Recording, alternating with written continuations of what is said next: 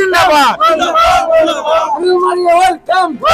welcome BPF জিন্দাবাদ জিন্দাবাদ জিন্দাবাদ খলিলুর রহমান জিন্দাবাদ জিন্দাবাদ জিন্দাবাদ খলিলুর রহমান ইএম প্রদান করুক খলিলুর রহমান জিন্দাবাদ জিন্দাবাদ জিন্দাবাদ যেহেতু সদ্যঘোষিত যিটো বিটিআৰ ইলেকশ্যনত যিহেতু বিপিএফ দলে একক সংখ্যাগৰিষ্ঠতা লাভ কৰি যিহেতু 28খনকৈ আসন পালে গতিকে ঠিক তেনেকৈ আপোনালোকৰ 19 নং যি থুৰিবাৰী মুক্ত পৰিষদীয় সমষ্টি আৰু এই সমষ্টিৰ পৰা যিহেতু বিপুল সংখ্যক ভোট যিহেতু জয়লাভ কৰিছে গতিকে আমি গম পাইছোঁ যে ইএমৰ দাবীদাৰ বুলি তেওঁলোকে কৈছে গতিকে কি ক'ব এতিয়া চাওক আমাৰ বিটিচিত সকলোৱে আমি অৱগত যে এইবেলি মানে আমাৰ হাগ্ৰামা মহিলাৰ ছাৰৰ নেতৃত্বাধীন চৰকাৰ হ'ব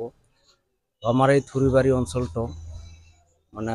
খুব পিছপৰা আছিল যেহেতু ইমান দিনে আমাৰ কোনো ধৰণৰ প্ৰতিনিধি ইয়াত নাছিল ইয়াত যদিও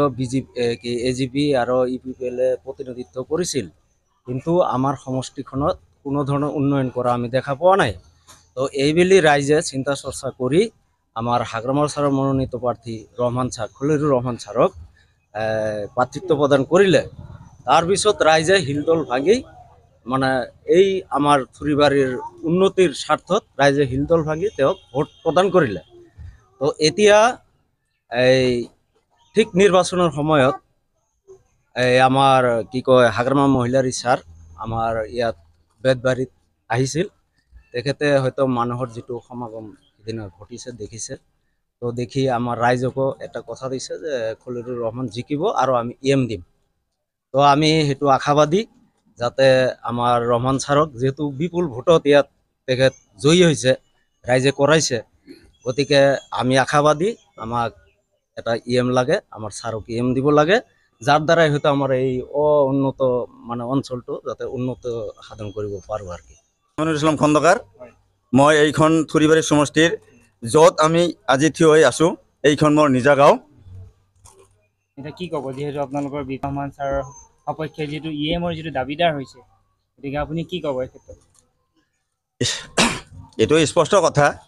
আমি আজিৰ তাৰিখত সৰ্বপ্ৰথমে বিপিএফ প্ৰধান হাগ্ৰামা মহিলাৰীক আমি আন্তৰিকতাৰে ধন্যবাদ জ্ঞাপন কৰিছোঁ এটা কাৰণত যাই হওক তেওঁৰ দিনত আমাৰ এইখন ঠাইত যিখিনি উন্নত হৈছিল কিন্তু আজিলৈকে ইয়াৰ পাছত এজন মানুহ মানে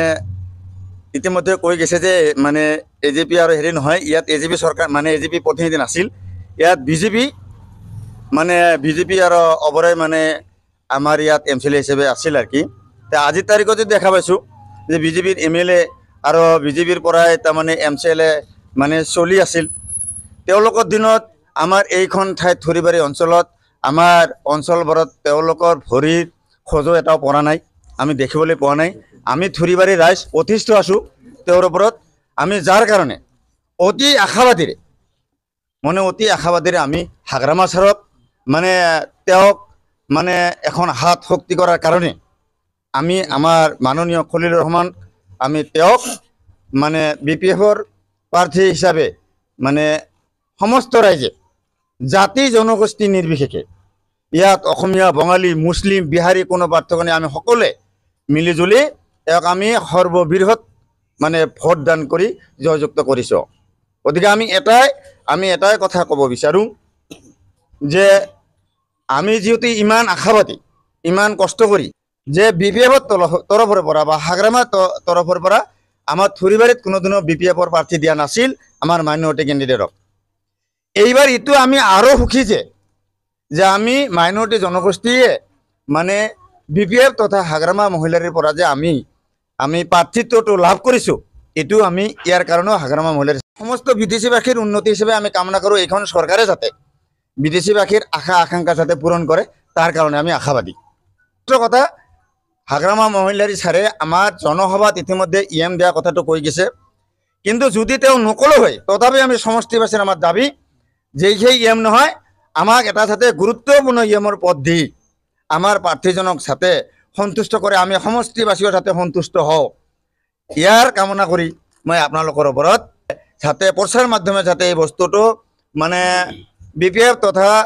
প্ৰচাৰ মাধ্যমত যাতে বস্তুটো মানে সংলগ্ন হয় তাৰ কাৰণে আমি অনুৰোধ জনাইছোঁ খলিলুর রহমান জিন্দাবাদ খলিলুর রহমান জিন্দাবাদ বিপিএফ জিন্দাবাদ হাগ্রামা মহিলা জিন্দাবাদ জিন্দাবাদ ওয়েলকাম ওয়েলকাম ওয়েলকাম বিপিএফ জিন্দাবাদ জিন্দাবাদ জিন্দাবাদ খলিলুর রহমান জিন্দাবাদ জিন্দাবাদ জিন্দাবাদ খলিলুর রহমানক ইএম প্রদান করক